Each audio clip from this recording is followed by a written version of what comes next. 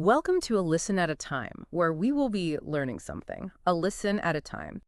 Welcome back to the deep dive.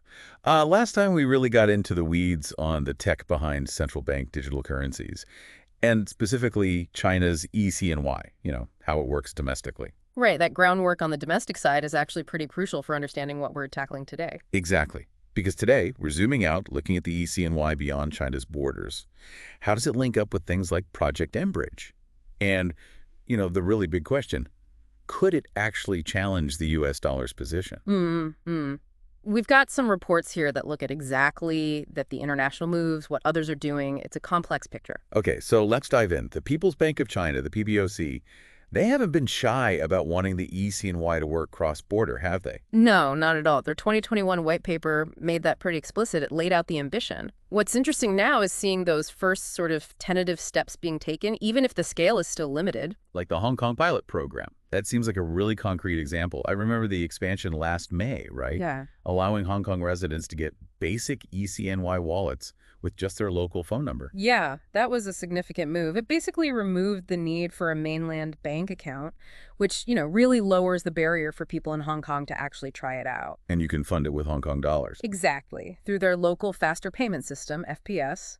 And they got, 17 banks on board? That direct link between a real-time payment system like FPS and a CBDC that's actually a world first. Okay, that's pretty notable.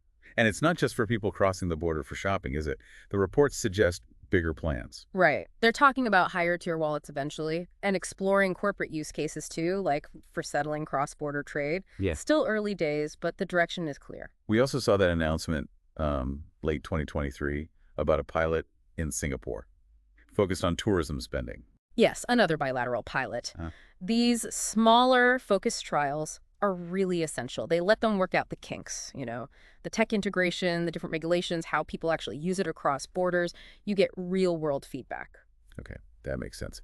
Now, there were some maybe slightly overexcited reports early in 2025 talking about full e-CNY connectivity with loads of ASEAN and Middle Eastern countries bypassing SWIFT for huge chunks of trade. Yes, so those definitely caused a stir. But it's really important to stress there hasn't been any official confirmation from reliable sources on that scale of connectivity. So likely exaggerated or maybe misinterpreting something else. It seems far more probable that those reports were actually conflating direct e-CNY use with participation in Project mBridge. The timelines and descriptions fit mBridge much better than widespread bilateral e-CNY links at this stage. Right. Okay. Project mBridge. Let's unpack that properly then. What exactly is Project mBridge? So mBridge is a collaborative project. Think multi-CBDC platforms specifically for cross-border payments. It involves the BIS Innovation Hub, or at least it did initially, plus the central banks of Thailand, China, the UAE, and Hong Kong. And they've got a working model. They reached what they call a minimum viable product, or MVP, stage. So yes, a functional prototype demonstrating the core concept. And the core concept is basically making international payments faster and cheaper between those participants. Exactly. It's exploring using CBDCs for real-time, peer-to-peer, cross-border payments and FX transactions.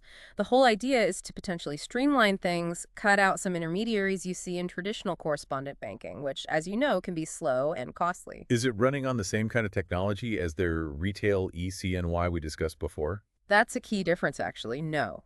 mBridge is built on distributed ledger technology, DLT. The e-CNY, for its domestic retail use, uses a more centralized ledger controlled by the PBoC. Okay, DLT. Is that the same as blockchain? Blockchain is a type of DLT, probably the most famous one, with its chain of blocks. DLT is the broader category, basically a shared, synchronized database across multiple sites or participants. So mBridge uses DLT, but not necessarily the exact same blockchain structure you might think of with, say, Bitcoin. Got it. So a more collaborative, shared infrastructure for these international payments. I think I saw UBS was involved in testing it. Yes, they were. Having a major global bank like UBS participate in the trials definitely highlights the potential interest from established players in using these kinds of platforms. And does this pose a challenge to SWIFT? Could it reduce reliance on the traditional messaging system? Potentially, yes. For transactions between the participating countries, mBridge could offer a direct alternative.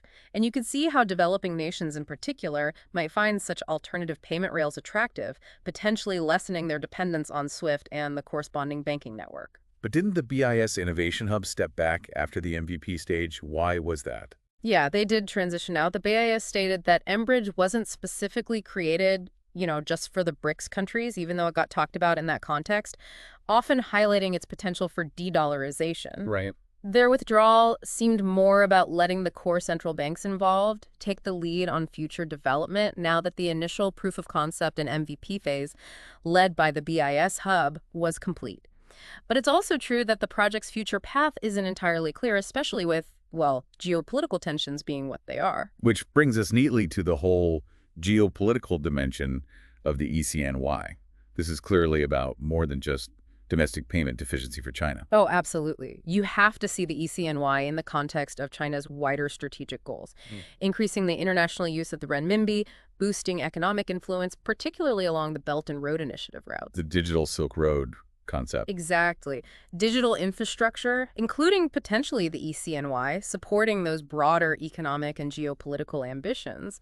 And a really big part of that geopolitical discussion is sanctions, isn't it?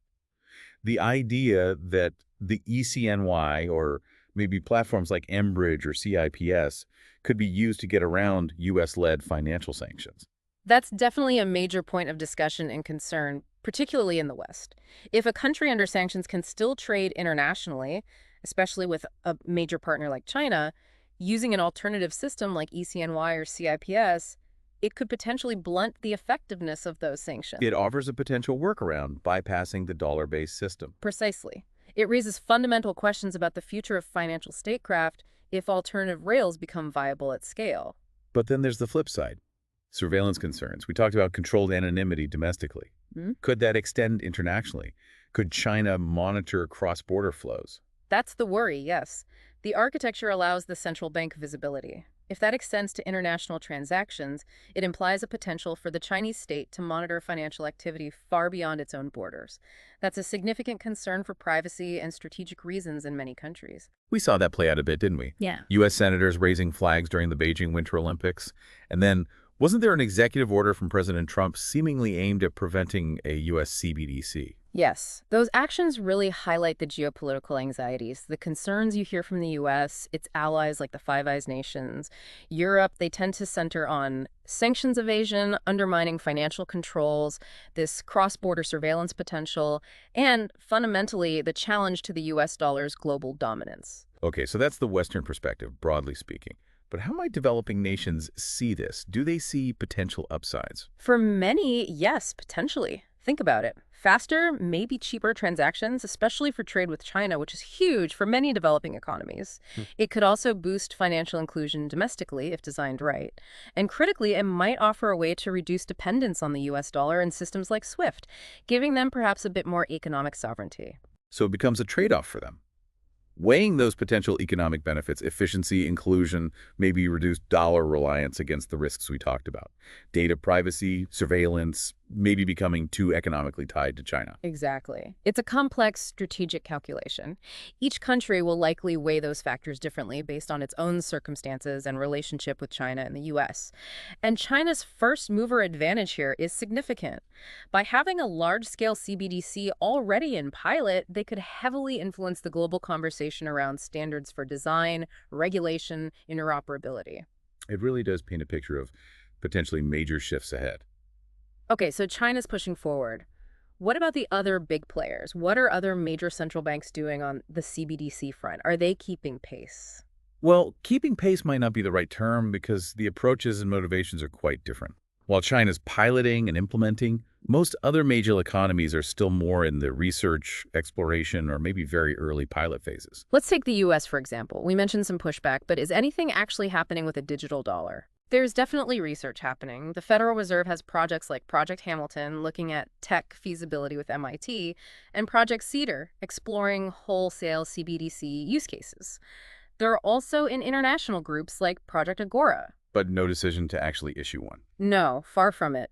There's considerable debate within the Fed itself, and crucially, they emphasize needing clear support and authorization from Congress, which isn't there yet. Privacy, the role of banks, identity verification, these are huge sticking points. The U.S. approach feels much more, let's say, cautious and perhaps reactive compared to China's proactive stance.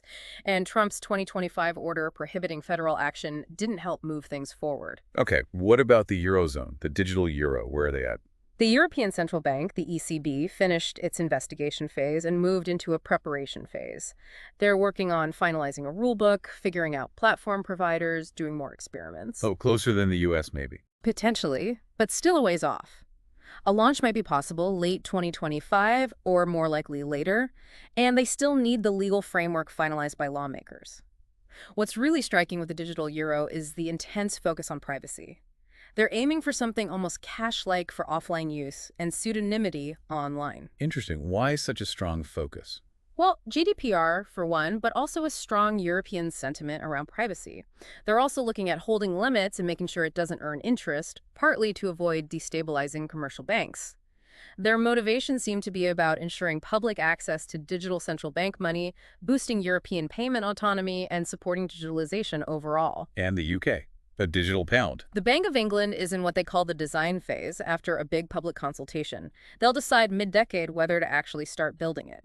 Issuance seems unlikely before the late 2020s, and like the EU and US, it would need specific legislation from Parliament. Similar priorities. Privacy, complementing cash. Yes, very much so. They stress it would exist alongside cash, not replace it. Privacy is key. They're looking at privacy-enhancing technologies, or PTs. They're also interested in payment innovation.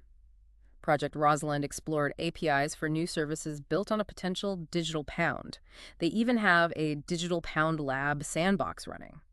It feels like a very cautious, consultative approach. Okay, one more major one. Japan. Digital yen. The Bank of Japan started a pilot program back in April 2023.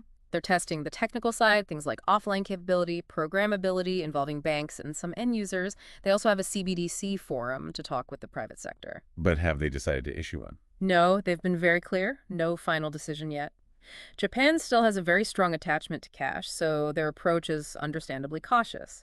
Motivations seem to be about being prepared, potential efficiency gains, and keeping an eye on cross-border possibilities, like participating in Project Agora alongside the Fed and others. It really highlights how different the paths are. China forging ahead, while the others are much more hesitant, focusing heavily on different aspects like privacy. Absolutely. The design philosophies really diverge. You see China's controlled anonymity balancing privacy with state visibility versus the Eurozone's strong, almost ideological commitment to privacy.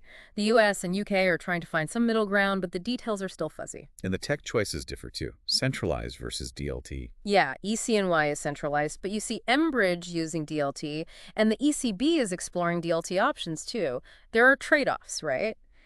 Control and efficiency versus perhaps more resilience and transparency with DLT. What about programmability? The e-CNY has that, doesn't it? Smart contracts. It does, yes, which raises potential benefits like automating payments, but also concerns about social control programmable money that can only be spent on certain things or expires. Western central banks seem more focused on programmable payments using APIs so businesses can innovate rather than programmable money itself, partly due to worries about undermining fungibility. And offline use, being able to pay without an internet connection. The e-CNY and the digital euro projects are prioritizing that, seeing it as key for accessibility and maybe some privacy. But the Bank of England acknowledged the technical challenges are significant. The Fed seems non-committal on that front for now. So much variation. It leads to that big debate. Will these CBDCs replace cash and regular bank accounts, or just coexist? Well, almost all the central banks, including the PBoC, publicly state the goal is coexistence, not replacement. They emphasize CBDCs would complement cash and commercial bank money. Although it's a bit ironic, isn't it, that declining cash use is often why they're looking at CBDCs in the first place. It is a bit paradoxical, yeah. Look, CBDCs offer potential advantages. Convenience, maybe programmability, potentially better financial inclusion with basic wallets or offline use, but cash isn't going away easily. People value its privacy, its reliability when systems are down, and commercial banks are crucial for credit creation and financial stability, so central banks are wary of disrupting them too much. So coexistence seems the most likely outcome. For the foreseeable future, yes. I think CBDCs will likely carve out specific niches, maybe for certain types of retail payments, cross-border transactions, or wholesale settlement. But how dominant they become will probably vary a lot country by country, depending on design choices, adoption rates, and how much people still value cash in traditional banking. Thinking about the bigger picture, What are some of the broader potential impacts if CBDCs do become widespread? Well, you could certainly see the decline of cash accelerate further, which might disadvantage people who rely on it, the elderly, unbanked, those concerned about privacy. That erosion of financial anonymity is a big one. But potentially more financial inclusion on the other side. Potentially, yes, if designed well with easy access and offline features. It could also subtly influence how we spend and save, especially if some CBDCs end up offering interest, unlike the e-CNY currently. There's also the question of trust. Will people trust the central bank handling their transactional data directly? And the programmability aspect we touched on, the risk of social engineering or state control over spending. That's a major concern, especially with more authoritarian regimes. Even in democracies, the potential for increased financial surveillance is real. Widespread CBDC use could normalize a level of monitoring that erodes expectations of financial privacy over time. These are really fundamental societal questions wrapped up in the technology.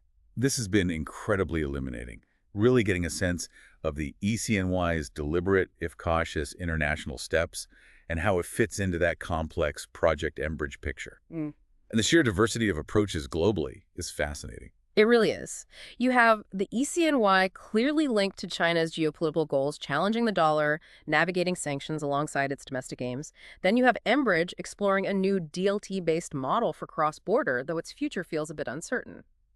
And meanwhile, other major players are grappling with different priorities, especially privacy versus control, and proceeding much more slowly. It feels like we're watching a major evolution in finance, but with huge uncertainties still hanging over it: user uptake, true cross-border friction reduction, and how these geopolitical currents will shape everything. Exactly. It's definitely not a done deal how any of this plays out long term. So let's leave our listeners with a thought. We've seen these clashing design philosophies, China's focus on control versus Europe's on privacy, for example, and the clear geopolitical undercurrents. As you watch this unfold, think about this. How might the way central bank digital money is designed and adopted end up reshaping not just how you pay for things, but potentially the global balance of power itself, and maybe even your own financial freedom? What are the really critical questions you think we should all be asking? Thanks for joining us for this deep dive.